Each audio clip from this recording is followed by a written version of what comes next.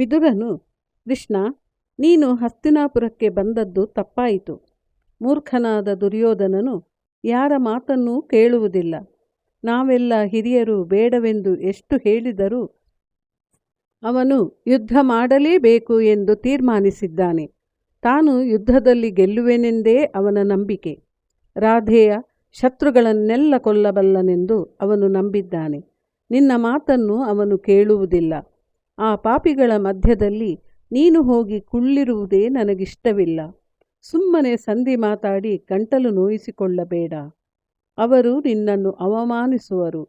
ಅದನ್ನು ನಾನು ಹೇಗೆ ಸಹಿಸಲಿ ಕೃಷ್ಣ ಎನ್ನಲು ಕೃಷ್ಣನು, ವಿದುರ, ನಿನಗೆ ನನ್ನ ಮೇಲೆ ಅತಿಯಾದ ಪ್ರೀತಿ ಇರುವುದರಿಂದ ನಿನಗೆ ಹಾಗೆ ಎನಿಸುತ್ತದೆ. ನಾನು ಬಂದಿರುವುದೇಕೆಂದು ಕೇಳು. ಯುದ್ಧ ನಡೆಯುವುದಾದರೂ ಜನರು ವೃಥಾ ಸಾಯುವವರಲ್ಲ. ಅದನ್ನು ತಪ್ಪಿಸುವುದಕ್ಕಾದೀತೇ ಎಂದು ನೋಡೋಣ ಎಂದು ಬಂದೆ. ತಪ್ಪಿಸುವುದಕ್ಕಾದರೆ ದೊಡ್ಡ ಕೀರ್ತಿ ನನ್ನದಾಗುತ್ತದೆ.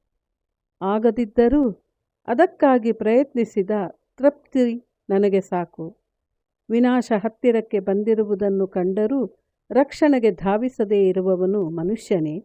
ಅಪಾಯದಲ್ಲಿರುವವನನ್ನು ಕೂದಲು ಹಿಡಿದು ಎಳೆದಾದರೂ ರಕ್ಷಿಸಬೇಕು. ಮಾನವೀಯತೆಗೆ ಸೇವೆ ನೀಡುವ ಇಷ್ಟ ನನ್ನದು. ಯುಧಿಷ್ಠಿರನು ತನಗೆ ಶಾಂತಿ ಬೇಕೆಂದು ಹೇಳಿದ್ದಾನೆ.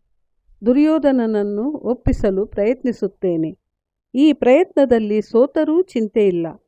ಪಾಂಡವರೊಡನೆ ಹೋರಾಡಲು ನಿರ್ಧರಿಸುವುದು ಎಂತಹ ಪಾಪವೆಂದು ನಾನು ಭೀಷ್ಮ ದ್ರೋಣಾದಿಗಳಿಗೆ ತಿಳಿಸಿಕೊಡಬೇಕಾಗಿದೆ.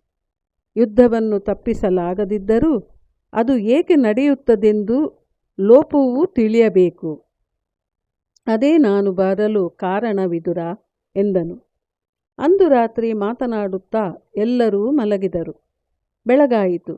ಕೃಷ್ಣನು ತನ್ನ ಕರ್ಮಗಳನ್ನೆಲ್ಲ ಮುಗಿಸಿದೊಡನೆ ಅವನನ್ನು ಕರೆದುಕೊಂಡು ಹೋಗಲು ದುರ್ಯೋಧನ, ಕರ್ಣನೊಂದಿಗೆ ಕೌರವರೆಲ್ಲರೂ ವಿದುರನ ಮನೆಗೆ ಬಂದರು. ಕೃಷ್ಣನು ವಿದುರನೊಂದಿಗೆ ರಥವನ್ನು ಏರಿ ಕುಳಿತನು. ಎಲ್ಲರೂ ತಮ್ಮ ತಮ್ಮ ರಥಗಳಲ್ಲಿ ಬಂದರು. ಸಂಭ್ರಮದಿಂದ ಅವನನ್ನು ಸ್ವಾಗತಿಸಿದರು. ಕೃಷ್ಣನನ್ನು ನೋಡಲು ಜನಜಂಗುಳಿ ದಟ್ಟೈಸಿತ್ತು. ಮೆರವಣಿಗೆ ಅರಮನೆಗೆ ಬಂದಿತು. ವಿದುರ, ಸಾತ್ಯಕಿ ಕೃಷ್ಣನನ್ನು ಕೈ ಹಿಡಿದು ಇಳಿಸಿದರು. ಕೃಷ್ಣನು ಹಾಗೇ ರಾಜಸಭೆಯನ್ನು ಪ್ರವೇಶಿಸಿದನು. ಧೃತರಾಷ್ಟ್ರ ಮತ್ತಿತರರು ಎದ್ದು ನಿಂತು ಗೌರವಿಸಿದರು. ತನಗಾಗಿ ಇರಿಸಿದ ಆಸನವನ್ನು ಕುಳಿತುಕೊಳ್ಳುವ ಮುನ್ನ ಕೃಷ್ಣನು ನಾರದ ಮತ್ತಿತರ ಋಷಿಗಳು ಬರುತ್ತಿರುವುದನ್ನು ಕಂಡನು. ಅದನ್ನು ಭೀಷ್ಮನಿಗೆ ತಿಳಿಸಿದನು. ಇದು ಮುಂದಿನ ಭಾಗದಲ್ಲಿ ಮುಂದುವರಿಯುತ್ತದೆ.